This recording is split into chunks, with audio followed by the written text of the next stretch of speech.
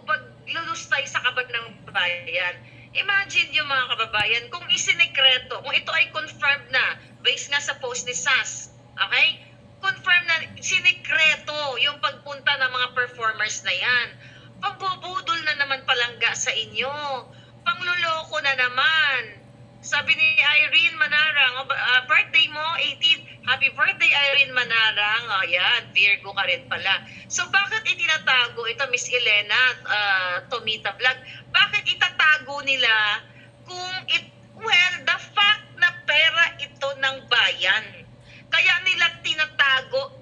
Yung Marcos Jr., Marcos na yan, Marcos Araneta Romualdez, yung nilalamon nila lahat, magsimula sa toothpick nila sa lahat-lahat ay galing sa kaban ng bayan. Not only them, ang mga buwaka ng inang politiko, kongresista senado katulad ni Teacher Kimbo, si Madam Chair, na nagba-viral ngayon na ang ginagawa palangga, di ba, na magkakasabwat sila na magsindak, mang-ape, gamitin ang kapangyarihan para silang mga husgado at para silang mga polis, nagkukontempt, nagsisigaw-sigaw dyan sa Kongreso, pero mga kawatan, ang ordinary teacher, okay, unless na meron kang mga malalaking negosyo, before ka pumasok sa politika, ibig sabihin, valid yan. You can wear Hermes, Chanel, Bulgari, whatever brand designers, as long as pinaghirapan mo. May picture na mga lumalabas. Dennis Cruz, thank you for your greetings. Magsimula sa nagta-tricycle ka lang. Hindi natin dinadown ang mga tricycle drivers o yung mga nagta-tricycle lang. Ako, nagta-tricycle din ako. Pag umuwi ako ng Pilipinas, nagta-tricycle ako dahil wala naman akong sasakyan, wala naman akong property dyan sa Pilipinas. So, nagta-tricycle ako, nag-jeep ako, which is nag-enjoy ako doon dahil yun naman talaga ang kinalakihan ko na buhay ng kahirapan, which is yung pinagkwentuhan namin kanina ng mga kaibigan ko, madaling araw na, nagsishare kami. These people, Raimi, Noily, Lady Boss, 1, 2, 3, 4 kami, we shared our stories. So, from tricycle, from walang makain, maganda mga chikane. Pero balik tayo dito kay Kimbo. As a teacher, as an ordinary teacher, kaya mo bang bumili ng 5 million, 11 million na Patek Philip, Patek na relo? Kaya mo bang bumili ng 4.5 million, 5 million, 10 million, 11 million Hermes na ikaw ay teacher? Teacher lang. Pag sinabi kong teacher lang, it's not, hindi pagda-down, pang teacher lang na sweldo. Alam naman natin kung ano yung pang teacher lang na sweldo. Magkano sweldo ngayon ng mga palangga akong teacher? May mga pamangkin akong teacher may mga kamag-anak akong teacher. Saan sila kumukuha ng pera? Mga kababayan, adiktador na to mga to. Wakasan nyo na to. Huwag yun ang paabutin ng Pasko. Wakasan nyo na to, lumabas kayo. It's not only bangag. Lahat, Kongreso, Senado, dapat napalitan na yung mga hinayupak na yan. 34 lang ang sweldo namin, sabi ni Elmer. 34,000, Elmer. Ilang taon mo pag-iipunan ang 1 million? 1 million na isang relo, isang bag. 34,000. But syempre si Kimbo ay kongresista siya. Magkano ang sweldo niya? Again, 200 to 300,000. Kung yaan ay sweldo lang niya, paano ka makaka-afford ng ganyang expensive na mga bag? Magmula sa bayong, magmula sa tsinelas ng Dicolores, nakita ko yung mga nagbabiral na picture, tapos nakaka-afford ka na, kahit sa abroad hindi ka makakabili ng car sa Pinas, sabi ni Melba Satlik. Exactly. Like, dito naman sa Amerika, depende sa lugar mo, depende din sa trabaho mo. Like, kami dito sa Amerika, utang-utang lang naman kami lahat dito, loan, kahit naman saan yata kayo magpunta, unless you have a lot of money na may malaki kang negosyo, pwede ka magbayad ng cash. But anyway, going back dito kay Kimbo na ito, di ba, kay Madam Chair, ang kapal ng mga pagmumukha nila na tirahin, not only Inday Sara, yung mga taong gusto nilang tirahin, i-contempt, pero mga magnanakaw.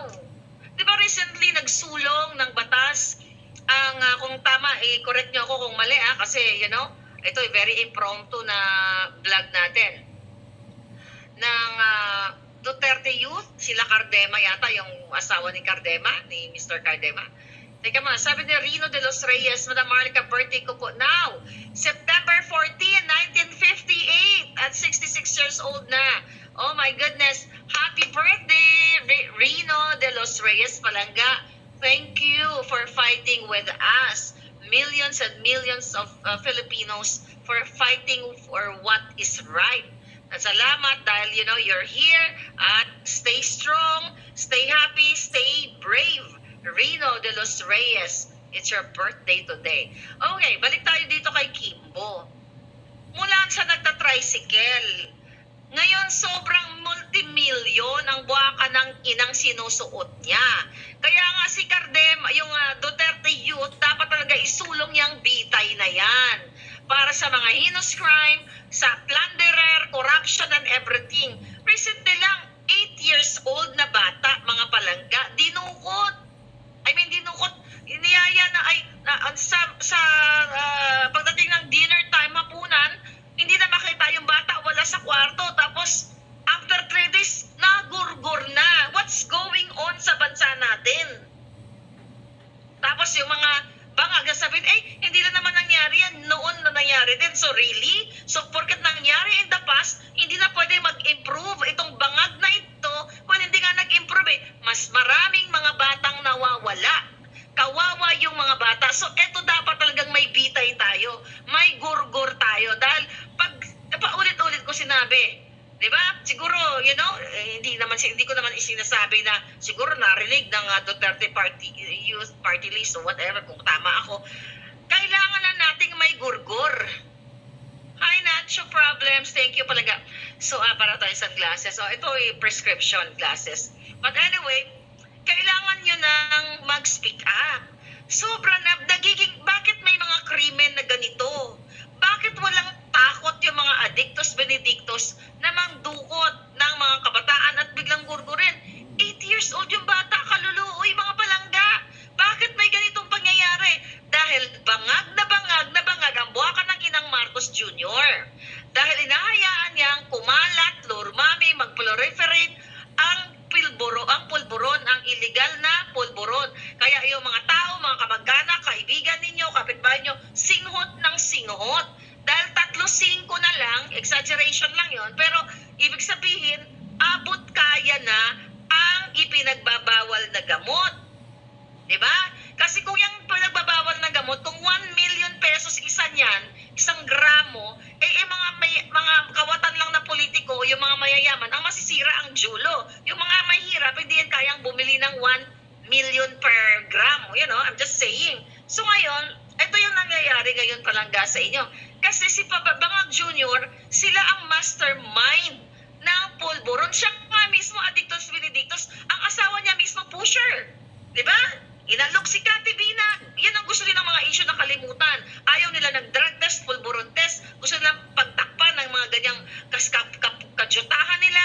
Imagine nyo, bagyo sa Metro Manila, Carina and Enteng. Saan namimigay yung ng ayuda itong mga inayubak na to?